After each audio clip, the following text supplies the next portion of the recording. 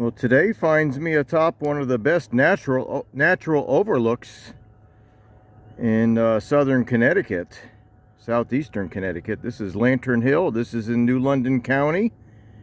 This is a giant vein of quartzite, about 400 or 500 feet higher than the surrounding lands, and great habitat to learn a new understory or smaller tree for this channel. I say tree because there's many species of serviceberry with features that are very similar. So we're going to start studying serviceberries on this hill and some other hills where I found them before they start to bloom this spring, and then watch them as they bloom and leaf out and fruit in the next 2 to 3 months. So this video will take a few months to produce by the time I actually publish it. But let's get started in the last week of March here. We're looking straight down at Lantern Hill Pond, which is a natural lake. And the view is 360 degrees. If you go to all parts of this hilltop, there's views in all directions. And the furthest views are way out to the Montauk Point area in eastern New York State on Long Island. You can also see Block Island from another ledge up here. And yes, this used to be mine. The quartz here is so pure in color that it was used for, basically the crushed stone was used for decorative purposes, but is no longer being done. The mine is closed, but they're using it for other purposes, this excavated area to my south. So serviceberry needs at least partial sun to continue and to prosper. And this thin soil up here provides a great habitat for that. The serviceberry can continue to grow up here for generations and not be shaded out by overtopping trees because of the thin soil, and the fact this area has had brush fires in the past keeps the soil thin. I got a couple nice trees right up the trail here to take a look at.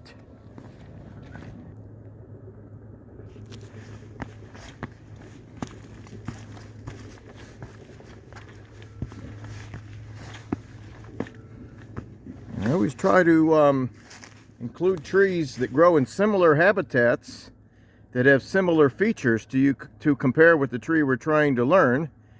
And when I was up here a few weeks ago looking at these serviceberries, I was easily confused, or there was trees that had similar features at the ground level that were at first I was taking them for serviceberry, then I realized they weren't. Let's take a look at one. So right on this ledge between these pitch pines and oaks, we've got a moderately sized serviceberry, and I'm going to show you a common feature to many of the species of serviceberry. And this is one I use to pick it out as I'm hiking, or at least to narrow it down. And that is a smooth gray bark on the smaller trees with these fairly subtle stripes that are a darker color, almost a black color. And sometimes they're not so subtle. It depends on the tree, it depends on what part of the tree. As we look up at these branches here, we can see that subtle striping. And the branches tend to be very curved near the top of the tree. They kind of arc around in a very graceful manner. Well, just my good fortune, we've got a hickory here. I'm guessing this is probably a pig nut, but I don't have enough features here to really narrow it down. I'm not going to go looking for the nuts this time of year.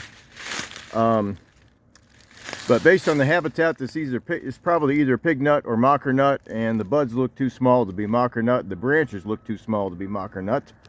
So I'm pretty sure this is a pig nut hickory sharing this ridge top. And yes, it has a similar looking bark with these darker ridges or stripes on the bark, in places at least.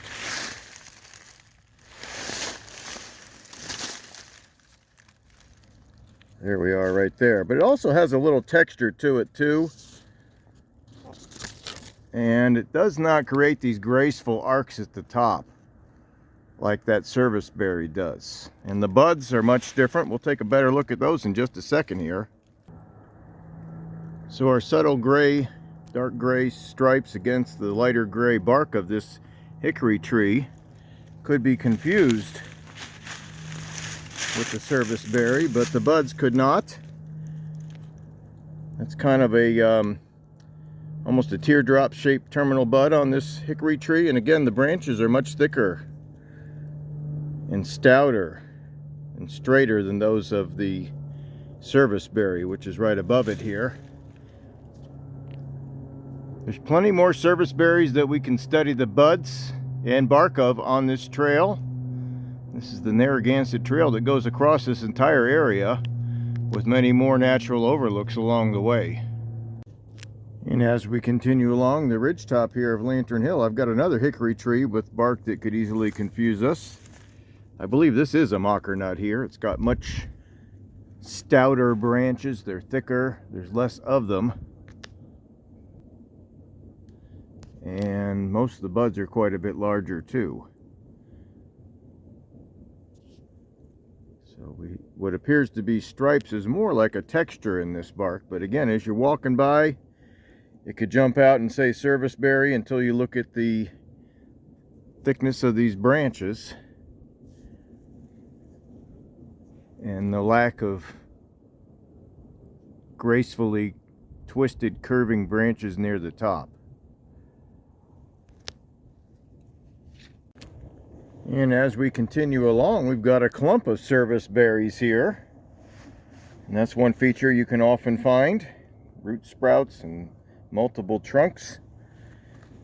And it looks like part of this actually had rotted away and broke off, but the lower part of this it no longer has that smooth gray appearance with those vertical stripes like you see right here, but actually more of a furrowed bark on the lower part of this tree, which is about a foot around at the bottom. So multiple trunks on this guy, and those vertical stripes become more pronounced as the tree gets larger when they're not covered with lichens. Got another one right down here. So about half the trees that look like a Serviceberry on this ridge are actually hickories, as I'm walking and not taking a lot of time to narrow them down, so I do have to look up at the buds and the branching to know for sure. This one's got some pretty obvious vertical stripes. These aren't really that darker color like we saw earlier, but almost a lighter color. Boy, that could be taken for some other trees like an alternate leaf dogwood. So depending on what's growing on the tree, lichens and mosses and algae, these vertical lines vary in color. But it does help me narrow down my search, and if I look up top, I can clearly see that it has almost branching the size of angel hair pasta. Much thinner than those of the hickories. And the larger Serviceberry tree that was growing here has broken off and fallen to the ground, but there's plenty of sprouts here that are going to make it real easy to see these buds, which are starting to swell, and they're much more pointed than those of the hickories. The hickories that we looked at, the mockernut and pignut, had a teardrop shaped bud, and this one is more pointed. Almost looks like that of the American beech, but it isn't. And as they swell, the flowers will open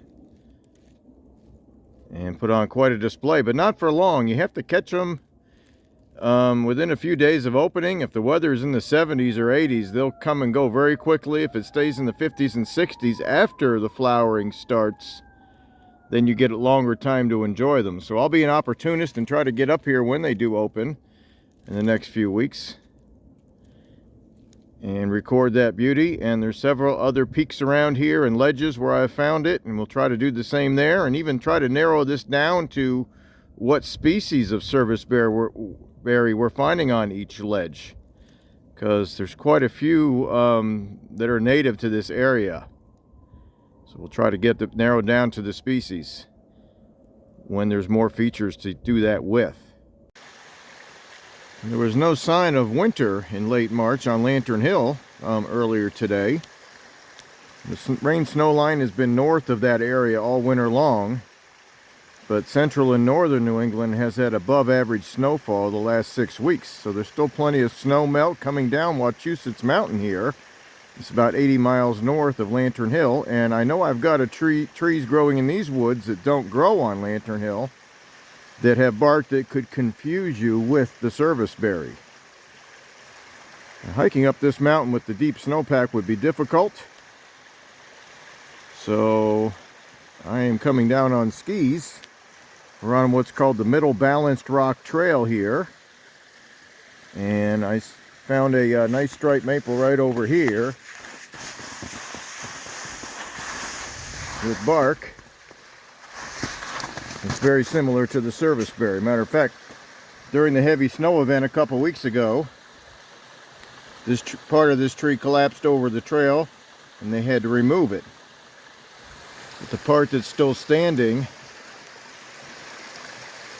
has those pronounced stripes that are darker than the bark surrounding them. And this is the gray version of a striped maple. Often the stripes are darker, almost a purplish black color, and the bark between the stripes is green. But at least in the more northern locations where I have found the striped maple, it can be gray as well. And serviceberry is always gray, so could be a point of confusion some of the time. But if we go up the tree,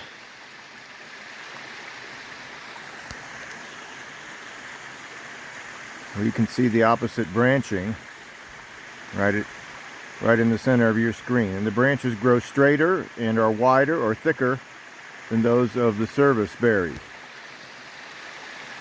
I know I've been in parks in upstate New York where both trees grow, the serviceberry and the striped maple. I'm not sure if I've ever seen them growing side by side, but I think it could be something that you could find, or at least find them both on the same hike in the wintertime and have to look a little harder to see which tree it is. Once all these trees get their leaves, they're easy to tell apart: the hickories, the striped maple, and the serviceberry. But in the wintertime, again, at a hiking pace, it could be easy to mistake one for the other. Well, it's been 3 weeks since I started this study, late winter, early spring study of the serviceberry. We're back up on Lantern Hill where we started this study, and about 4 days in a row of temperatures above 80 degrees, which is very unusual for April in this part of the country, has got everything blooming, including some of the stuff that normally wouldn't bloom for a few more weeks. So we've got serviceberry in full bloom now. Some of the dogwoods are starting to open. A lot of these oaks are starting to open as well. And this hillside here to the east of Lantern Hill, it's called Wintachog Hill. You can see that kind of light green, lime green color of the oaks starting to open, and mixed amongst those oaks is one solitary, looks like fairly large serviceberry tree. So if you ever wonder if you have serviceberries in your area, if you can get there the week that they're in bloom, and often they only bloom for a week, especially if it's really warm, they come and go quickly. Get to a good lookout, and you'll find trees that you never knew existed. Got one right there.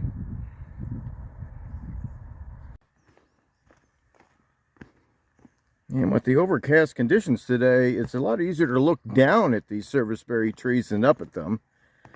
But hopefully I can get a clear day this week where I can do that as well. And I say this week because they come and go quickly. If you don't catch them the week they're out, you're probably going to miss the flowers. Nice thing about this trail is it has advantages looking up at trees like that one, which is hard to see, but you can also look down at them like this one here, and boy, does that just stick out. A beautiful plant. And the flowering dogwood sticks out as well, and usually lasts quite a bit longer than the serviceberry. So this is a treat, and it's easy to miss it if you don't have time to look during the week that they're in bloom. You could easily miss their coming and going. And like I mentioned at the start of this series, the bark is not distinctive enough to stand out unless you're looking for it. But if you look for it, you can discern it from the striped maple and the hickories by other features. And one feature common to all serviceberries, at least the ones that I'm trying to, in the area I'm trying to cover by this channel, which is basically east of the Mississippi and north of the Tennessee Valley, they all have a common feature, and that is 5 petals that are about 1/2 to 3/4 of an inch long and much longer than they are wide. So there we are right there. My thumbnail in there for scale. And you can see those petals are about as long as my thumbnail. And yes, the leaves are opening. So we'll get back to the leaves and the fruits. This guy's opened up enough. You can start to see that finely toothed edged. And the teeth are one at a time. It's not doubly toothed like the birches or the elms. And they're about the size of the teeth on a hacksaw. So pretty small teeth on the edges of the leaf of the serviceberry. And after studying those serviceberries on Lantern Hill one day ago, this is the next day, similar weather, I've come a little further west. I think we missed the peak bloom on this ledge, but there's a lot of it up here. This is on the Mattabesett Trail in Middlesex County, Connecticut. And I noticed a lot of them up here a few weeks ago. I was recording red maple that day. So I came back and let's see what's left here. I think what this misty weather has done is made it real easy to see the fuzz on the back of these leaves of what appears to be a downy serviceberry. According to my guidebooks that I've been using, online guidebooks mostly, the downy serviceberry, the Allegheny serviceberry, and the shadblow serviceberry are native to Connecticut. So the backside or downside of this leaf is downy or fuzzy, and when it unfolds,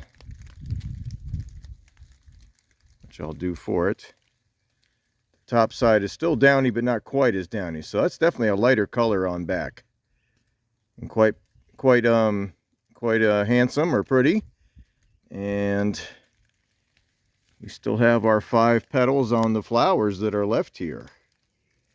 So downy serviceberry says in all the guidebooks that it does get its leaves at the same time as the flowers, and the other 2 species either get them after the flowers or just as the flowers are finishing. So I'm fairly certain this is downy serviceberry, and the flowers that have already been spent or lost their petals, you can see right there, will become fruits in 6 or 8 weeks in early June.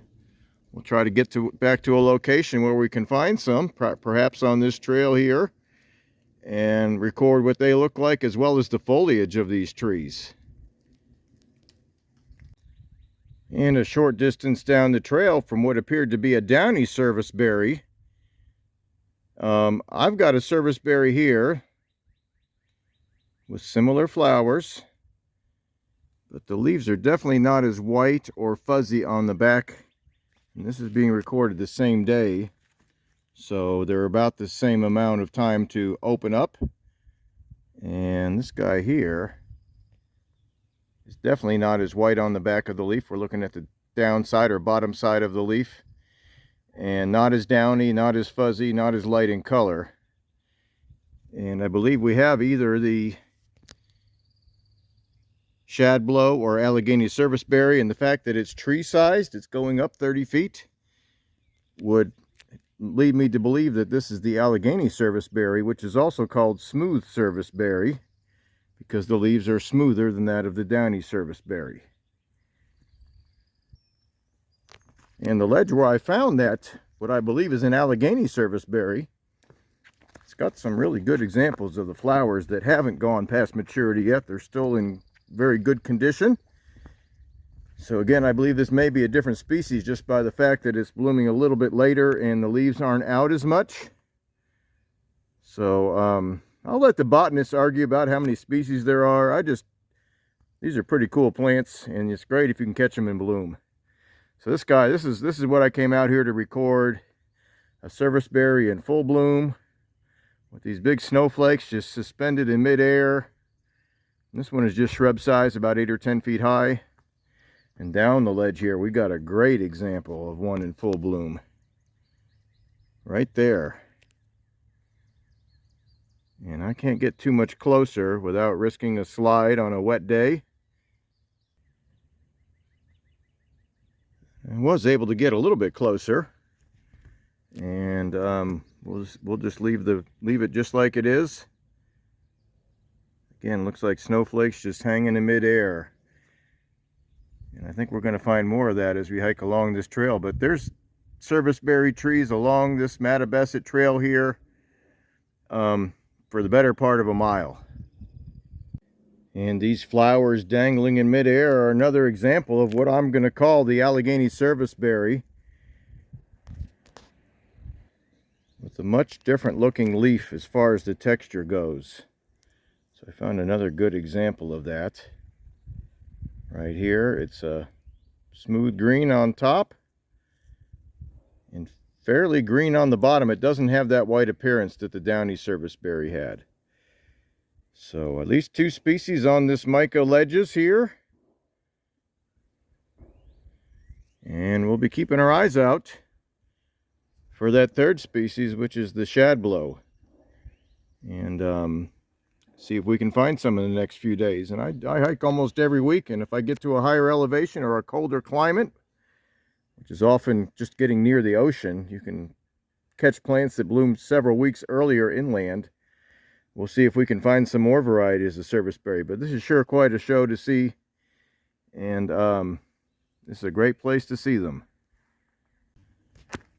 And this Mattabesset trail is blazed in blue, continues for many miles, and connects with other trails that make a continuous marked trail from Long Island Sound all the way up to Mount Monadnock in New Hampshire.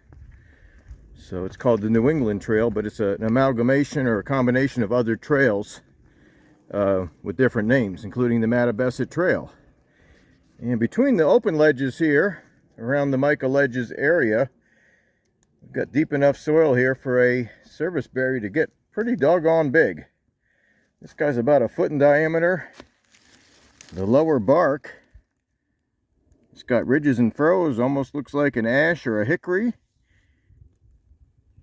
And a root sprout coming up here that's a much lighter color. And often these serviceberries do grow in clumps. So we've got the largest of this clump. This tree is 1 foot in diameter with some ridges and furrows, and the bark becomes smoother and with that telltale vertical striping as it gets smaller in diameter. The one next to it is starting to get those cracks in the bark that lead to ridges and furrows, but a short distance up the tree is a smooth bark. And there's a 3rd sprout from this trunk here. It's pretty much smooth the whole way down to the very bottom. And it has these obvious vertical lines too. So serviceberries can get quite large. This guy probably is 40 or 50 feet high. And yes, the flowers are reaching the ground like snowflakes. I said they look like snowflakes suspended in midair while they're still in bloom. And these petals are littering the ground. Thousands of them. Well, the fog is starting to lift and we're getting the view that we came for on the mica ledges here near Durham, Connecticut. And let's just take a couple more looks at some Serviceberry. And I'm heading north on this Blue Blaze Trail, the Mattabesset Trail. As you go further north, you start to lose the Serviceberry. The soil gets deeper, the trees get taller, and they shade out these sun-loving plants. But boy, these open ledges just covered in it. Got a couple right back here we'll look at. And this reindeer lichen is this indicator this is very thin soil and bare rock just underneath it. So plenty of sun here for these trees. And this guy's still in full bloom.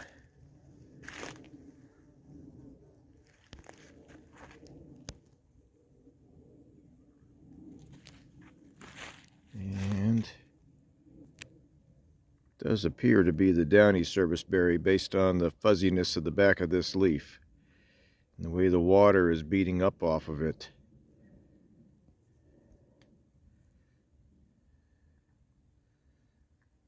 There we go.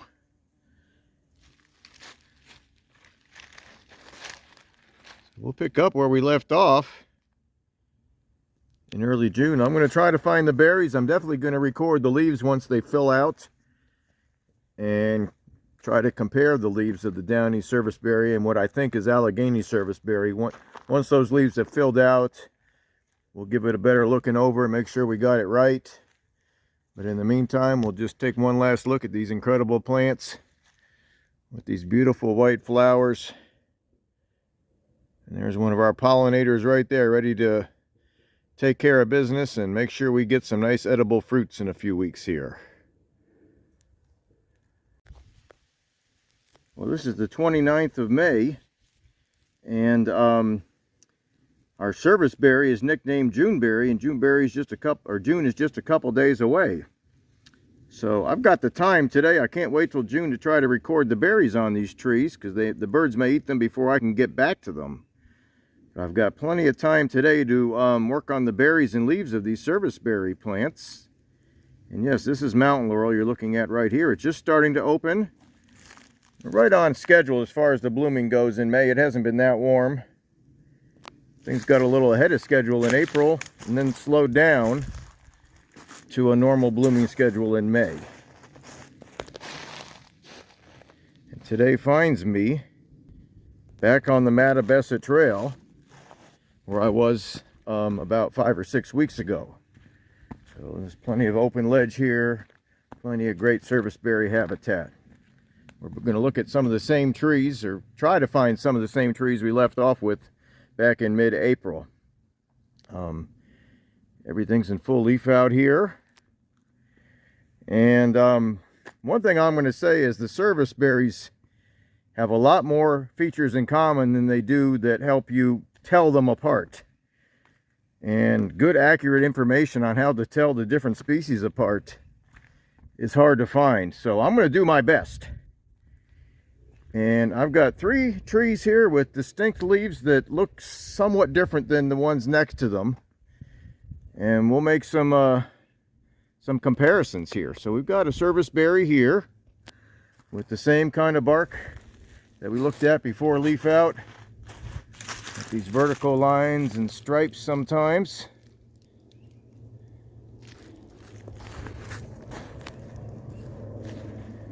And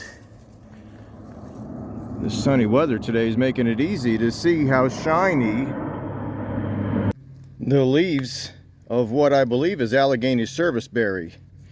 The guidebook information I'm using online indicates that the Allegheny Serviceberry has a glabrous leaf. That can mean hairless or without fuzz, which we saw in April. And it also can mean glossy, or got a little bit of shine to it, which you can see today. So this has got a glossy, shiny appearance on this perfectly sunny day. It's got our singly toothed edge, which is common to all the species of Serviceberry. Those teeth are about the size of those on a hacksaw. And the backside of what I believe is Allegheny Serviceberry leaf is lighter than the front side, but it's not a whitish color. We'll look at a downy serviceberry, what I believe is one, in a minute here, and that has more of a whitish color, even though most of the fuzz is now gone from those downy serviceberry leaves. All right, down the trail here is one that is not shiny. It's a duller, more of a bluish green. And this guy's covered in berries. And yes, they're starting to ripen, but they're not quite edible yet. I'm concerned that if I don't get them today on this recording, I may not get back here in time to record the berries before the birds get to them. Because as soon as they turn the darker color, they go from this reddish color to a purple color. And yes, they're about the size of a blueberry, a wild blueberry that is. So these are just starting to ripen on this serviceberry tree with similar bark as what I showed as possibly an Allegheny serviceberry, but the top of this leaf is much duller. It doesn't shine as I point it into the sun here. These are in full sun here, and they just aren't shining as much as what I thought was an Allegheny serviceberry. And yes, this guy was covered in flowers when I was here in April, and it appeared to be downy serviceberry that day.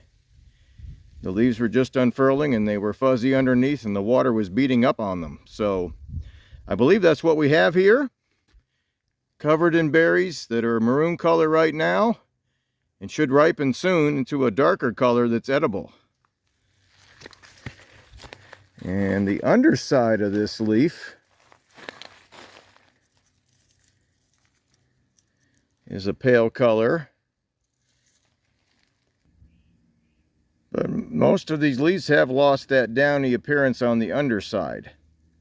So I'm going more on the fact that it's not shiny on top like the Allegheny serviceberry is supposed to be. So I'm not positive about any of the identity of these trees at this point, but I'm trying to hone in on what the identities could be. But again, the berries are the same size and color on all the serviceberry species that grow around here, according to the guidebooks. Now, I've got another tree here with a leaf that's got a different geometry, and most of these leaves are almost round to the point here.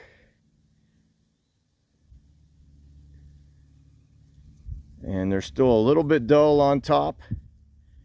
The fact that a lot of them are looking that way, most of the information I'm getting from the guidebooks I'm using online mostly indicate that that's probably a shadblow serviceberry, which is one of the 3 native serviceberries to Connecticut. So instead of the leaf coming to a gradual point like this Allegheny serviceberry, it quickly goes from round to a point. So let's look again here. This is about how most of them look. So instead of tapering gently,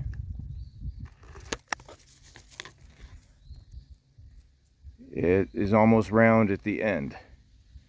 It comes to a point quite quickly. So I believe I could have three species of serviceberry growing on this ledge here today. And the bark is similar on all of them. The flowers were similar when I was here in April. And the berries that are here are very similar. So these trees have a lot more in common than they do to help us tell them apart. And honestly, they're beautiful no matter what species they are. I'll leave it to the professional botanist to figure out exactly what we might have on these ledges, how many species there are. I'm doing my best as an amateur here. But you don't have to know all these little details about the leaves